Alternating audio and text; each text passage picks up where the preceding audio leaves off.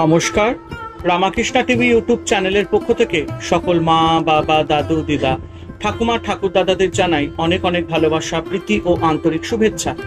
সবাই ভালো আছেন, ভালো থাকবেন। আমি আবারও চলে এসেছি শ্রী শ্রী রামকৃষ্ণ মিশনের স্বামী লোকেশ্বরানন্দ মহারাজের সম্পাদিত শতরূপে সারদা সম্পর্কে আলোচনা করতে। আজকে আমরা আলোচনা করব শ্রীমা মনীষী বৃন্দের দৃষ্টিতে অধ্যায় থেকে তৃতীয় পর্যায়ে শতবার্ষিকী ও তারপরে, এবং এখান থেকে আজকে আমরা প্রথম ভাগ আলোচনা করব। এবং যারা যারা আমার আগের ভিডিও বা এপিসোডগুলো মিস করেছেন শতরূপে সারদা সম্পর্কে, অবশ্যই আপনারা আমার রামাকৃষ্ণা টিভি ইউটিউব চ্যানেলের শতরূপে সারদা প্লেলিস্টে যাবেন এবং সেখান থেকে আপনারা আমার আগের ভিডিও বা এপিসোডগুলো দেখে নিতে পারবেন শতরূপে সারদা সম্পর্কে। তো চলুন আজকের আলোচনা তৃতীয় পর্যায় শতবার্ষিকী ও তারপরে থেকে প্রথম ভাগ। বাংলা 1360 সালে 8ই পৌষ, ইংরাজি 1953 খ্রিস্টাব্দে 22শে ডিসেম্বর শ্রী মায়ের জন্ম শতবার্ষিকীর সূচনা। শতবার্ষিকীর উপলক্ষে সভা সমিতিতে উৎসবে যেমন তাকে স্মরণ করা হয়েছিল, তেমনই বিভিন্ন পত্র পত্রিকায়, স্মারক এবং সংগ্রহ গ্রন্থে তার সম্বন্ধে বহু আলোচনা হয়েছিল। শতবার্ষিকী উপলক্ষে বাংলা উদ্বোধন এবং ইংরাজি প্রবুদ্ধ ভারত পত্র দুটির বিশেষ সংখ্যা প্রকাশিত হয়েছিল। এছাড়া দুটি মূল্যবান স্মারক সংগ্রহ গ্রন্থে ভারতীয় এবং পাশ্চাত্য মহীয়সী নারীদের জীবন ও কীর্তি সম্বন্ধে তথ্যপূর্ণ বিশ্লেষণ হয়েছিল। এই সমস্ত নারীর জীবন সাধনার সঙ্গে শ্রী শ্রী মায়ের জীবন সাধনার যে একটি দীর্ঘকালগত সংযোগ সূত্র বর্তমান উক্ত গ্রন্থ দুটির মধ্যে তার দিকে দৃষ্টি আকর্ষণ করা হয়েছিল। গ্রন্থ দুটির নাম গ্রেট ওম্যান অফ ইন্ডিয়া এবং woman saints of east and West. প্রথম গ্রন্থটি অদ্বৈত আশ্রম থেকে মানে 1953 সালে এবং দ্বিতীয় গ্রন্থটি লন্ডন রামকৃষ্ণ বেদান্ত কেন্দ্র থেকে 1955 খ্রিস্টাব্দে প্রকাশিত হয়েছিল। প্রথম গ্রন্থের যুগ সম্পাদক ছিলেন স্বামী মাধবানন্দ এবং ডক্টর রমেশচন্দ্র মজুমদার। দ্বিতীয়টির সম্পাদকীয় পরামর্শদাতা ছিলেন স্বামী ঘনানন্দ এবং স্যার জন স্টুয়ার্ট ওয়ালেস। ভারতের মহীয়সী নারীবৃন্দ শীর্ষক গ্রন্থের মুখবন্ধে বিখ্যাত ঐতিহাসিক ডক্টর রমেশচন্দ্র মজুমদার লিখেছেন যে কেউ এই গ্রন্থ শেষে সংযুক্ত শ্রী মায়ের জীবন প্রবন্ধটি পাঠ করলে একটি বিষয় সুনিশ্চিত হবেন। রামকৃষ্ণ সংঘ এবং বাইরের লক্ষ লক্ষ লোক শ্রী মাকে শুধু শ্রী রামকৃষ্ণের সহধর্মিণী বলেই সম্মান করেন না। তার এই ব্যাপক সম্মান লাভের প্রধান কারণ এই যে তিনি তার স্বামীর প্রকৃত শিষ্যা ছিলেন। 13 বৎসর স্বামীর তত্ত্বাবধানে যে সাধনা তিনি করেন তাতে আধ্যাত্মিক উপলব্ধির উচ্চতম স্তরে উন্নীতা হয়েছিলেন। এই কারণে স্বামীর মহাপ্রয়াণের পর রামকৃষ্ণ আন্দোলনের পশ্চাতে অদৃশ্য চালিকা শক্তি হিসাবে তার অবস্থান। শুধু তাই নয়, শ্রীরামকৃষ্ণের তিরোধানের পর প্রায় 34 বৎসর সহস্র সহস্র ঈশ্বর অনুসন্ধিৎসুর আধ্যাত্মিক প্রয়োজন মেটানোর কাজে আত্মনিমগ্না ছিলেন। ডক্টর মজুমদার আরো লিখেছেন, শ্রী মায়ের জীবনের বিভিন্ন পর্বে অভূতপূর্ব কতকগুলি বৈশিষ্ট্য চোখে পড়ে। একজন সহজ সরলা গ্রাম্য বালিকা থেকে একটি বিরাট সন্ন্যাসী সংঘের অধ্যাত্ম নেত্রী গৌরবে তিনি সমাসীনা হন। কতকগুলি দিক থেকে ভারতীয় সংস্কৃতি এবং বিশেষত ভারতীয় নারীর বন্দনীয় গুণগুলি তার মধ্যে পরম পরিপূর্ণতা পেয়েছিল। এই জন্য ভারতীয় নারীদের জীবন ধারার সঙ্গে তার জীবন ও সাধনার ঐতিহাসিক এবং আধ্যাত্মিক সংযোগ অনুসন্ধানে আলোচ্য স্মারক গ্রন্থের প্রয়াস খুবই প্রাসঙ্গিক। গ্রন্থটির ভূমিকায় ডক্টর সর্বপল্লী রাধাকৃষ্ণ বলেছেন, নারীরা সহজাত গুণেই সভ্যতার বাণীবাহিকা। আত্মত্যাগের অসাধারণ ক্ষমতার জন্যই তারা অহিংসার আদর্শের প্রশ্নাতীত নেতৃত্বের অধিকারিণী।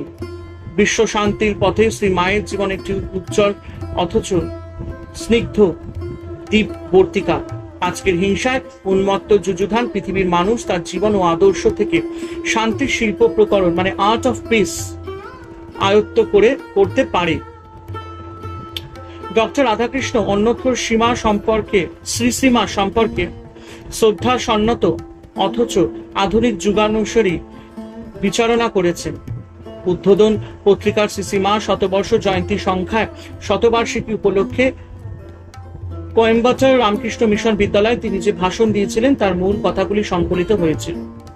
উদ্বোধন পত্রিকার সংশ্লিষ্ট সংখ্যার রচনা সমূহ সম্পর্কে আমরা পরে অপেক্ষাকৃত বিস্তারিত বিবরণ দিয়েছি, কিন্তু প্রাসঙ্গিকতা রক্ষার জন্য সেই সংখ্যায় প্রকাশিত ডক্টর রাধাকৃষ্ণের মন্তব্য এখানে সংক্ষেপে তুলে ধরছি। এখানে তিনি আধুনিক যুগের মানসিক প্রবণতার প্রেক্ষাপটে শ্রীমায়ের আধ্যাত্মিক জীবন এবং সংসার জীবনের গুরুত্ব নির্দেশ করেছেন। তিনি মন্তব্য করেছেন যে বিজ্ঞান ও গণতন্ত্র বর্তমান যুগের প্রধান উপজীব্য। তার মতে বিজ্ঞানের ভিত্তি প্রত্যক্ষ অনুভব এবং আমাদের দেশের ধর্মের ভিত্তিও প্রত্যক্ষ মূল্য। তো তিনি মন্তব্য করেছেন যে বিজ্ঞান ও গণতন্ত্র বর্তমান যুগের প্রধান উপজীব্য এবং তার মতে বিজ্ঞানের ভিত্তি প্রত্যক্ষ অনুভব এবং আমাদের দেশের ধর্মের ভিত্তিও প্রত্যক্ষমূলক। বর্তমান যুগে দ্বিতীয় বড় পরীক্ষা গণতন্ত্রকে অবলম্বন করে এখানেও প্রাচীন তত্ত্বমসী রূপ মহাবাক্য অপেক্ষা গণতন্ত্রের মহত্তর ভিত্তি আর হতে পারে না। এই মহাবাক্য যে উপলব্ধির দ্যোতক, তার মূল কথা হলো জাতিবর্ণ স্ত্রী পুরুষ নির্বিশেষে প্রত্যেক মানব সেই ব্রহ্ম চৈতন্যের প্রকাশ মাত্র। সুতরাং প্রত্যেকেই আপন ঐহিক ও আধ্যাত্মিক পরিপূর্তির সমান অধিকারী। শ্রীরামকৃষ্ণের তিরোভাবের পর সারদা দেবী অনেক বৎসর জীবিত থেকে শ্রীরামকৃষ্ণের সকল শিষ্যের প্রেরণার উৎস হয়ে বিরাজ করেছিলেন। শুধু তাই নয়, জাতি কুল নির্বিশেষে সব শ্রেণীর নরনারীকে উদার সমদৃষ্টিতে তার স্নেহাঞ্চলে আকর্ষণ করতে তিনি সমর্থ ছিলেন। এ কেবল তার পক্ষে সম্ভব। তিনি নির্বিশেষ ব্রহ্মকে নিজ জীবন উপলব্ধি করে এক সর্বসংস্পর্শী হৃদয় সম্পদের অধিকারিণী হয়েছেন। আধুনিক ভারতবর্ষের অন্যতম শ্রেষ্ঠ চিন্তাবিদ দার্শনিক ডক্টর রামকৃষ্ণ শ্রীমায়ের জীবনাদর্শের আলোকে এ যুগের বিজ্ঞান ও গণতন্ত্রের সীমাবদ্ধতার প্রতি আমাদের দৃষ্টি আকর্ষণ করেছেন। বিজ্ঞানের জড় প্রত্যক্ষবাদ মানুষকে ঐহিক সমৃদ্ধি দান করে, কিন্তু চিত্ত সম্পদের অধিকারী করে না। আধুনিক গণতন্ত্রের ধারণা কেবল শাসন ক্ষমতা দখলের অস্বাস্থ্যকর প্রতিযোগিতাকে উৎসাহ দেয়, মানুষকে ভালোবাসতে প্রেরণা দেয় না। গণতন্ত্র এখন শুধু কথায় কথায় পর্যবসিত, কিন্তু শ্রী মায়ের জীবনে যে সর্বচিত্তজয়ী ভালোবাসার শক্তি ছিল, তাই বিজ্ঞান ও গণতন্ত্রের দুরারোগ্য ব্যাধি প্রশমনে অমৃতের কাজ করতে পারে। এছাড়া অন্য পথ নেই, নানা পন্থা বিদত্তে হয়েও নয়। শ্রীমা যে স্বতন্ত্র একটি চরিত্র মুহিম অর্জন করেছেন, সেদিকে এখন থেকে মনীষী জনের দৃষ্টি প্রসারিত হয়েছে। এখন তিনি শুধু শ্রীরামকৃষ্ণ বনিতা রূপেই নন, সাধনলব্ধ নিজ ব্যক্তিত্বের আলোকে উদ্ভাসিত। অহিংসা এবং শান্তির মন্ত্র উচ্চারণে এখন তার সৌপার্জিত অধিকার স্বীকৃতি পেয়েছে। প্রাচ্য ও পাশ্চাত্যের নারী সাধিকাবৃন্দ গ্রন্থের মুখবন্ধ লিখেছেন শ্রীমতী বিজয়লক্ষ্মী পণ্ডিত। এই মুখবন্ধে শ্রীমতী পণ্ডিত বলেছেন, নারী সর্বযুগে এবং সর্বকালে তার পরিবারের বিশ্বাসভূমির লক্ষ্যয়ত্রী। সুপ্রাচীন কাল থেকে কত নাম না জানা নারী লোক লোচনের অন্তরালে থেকে স্বামী এবং সন্তানদের নীরব সেবা করে আসছেন। এই রকম ভাবে নিঃশব্দে ধর্মবিশ্বাসকে লালন করে তারা সমস্ত জীবনে একটি সমন্বয়ের ক্ষেত্র রচনায় নিমগ্না থেকেছেন। হরে কৃষ্ণ কৃষ্ণ কৃষ্ণ হরে হরে, হরে রাম রাম রাম হরে হরে। জয় শিব শম্ভু, জয় দেবী দুর্গা দুর্গতি নাশিনী, জয় মা কালী।